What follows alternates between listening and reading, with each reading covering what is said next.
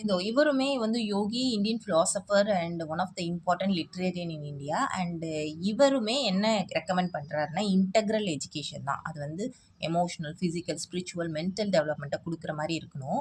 அது மட்டும் இல்லாம இவர் என்ன சொல்றார்னா, ஒரு குழந்தைகளுக்கு வந்து எப்பவுமே மதர் டங்ல சொல்லிக் குடுக்கும்போது தான் அவங்களோட ஃபுல் பொட்டன்ஷியல் வெளியில வரும்.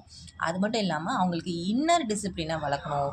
சும்மா வெளியில எக்ஸ்டர்னலா ரூல்ஸ் போட்டு அத பண்ணாத, இத பண்ணாதன்னு கண்ட்ரோல் பண்றது, அவங்களுக்கு இன்னர் டிசிப்ளின்ல வளர்க்குற மாரி நம்மளோட கரிக்குலத்த கொண்டு வரணும்.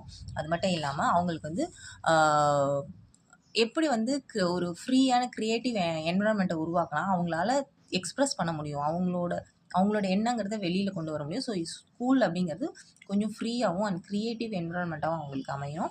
அதே மாரி ஒரு நம்மளோட கண்ட்ரியில இருக்கக்கூடிய கல்ச்சர் அண்ட் வேல்யூல ரூட்டடா இருக்கணும் எஜுகேஷன் அப்படிங்கிறது. அது வந்து அவங்களோட இண்டிவிஜுவல் குரோத்துக்கு ரொம்ப ரொம்ப யூஸ்ஃபுல்லா இருக்கும்.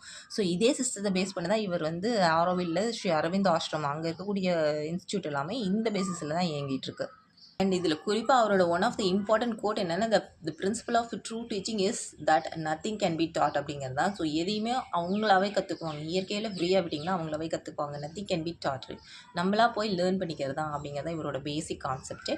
ஸோ இவரோட ஸ்கீமுமே என்னன்னா, குழந்தைங்க அவங்களாவே கத்துக்கணும். Experiential learning. ஸோ இப்போ நம்ம பார்த்த எல்லாருமே என்னன்னாக்கா, குழந்தைங்கள ஃபோர்ஸ் பண்ணக்கூடாது. எக்ஸ்பீரியன்ஷியல் லேர்னிங்க்கு தான் ரொம்ப இம்பார்ட்டன்ஸ் குடுக்குறாங்க.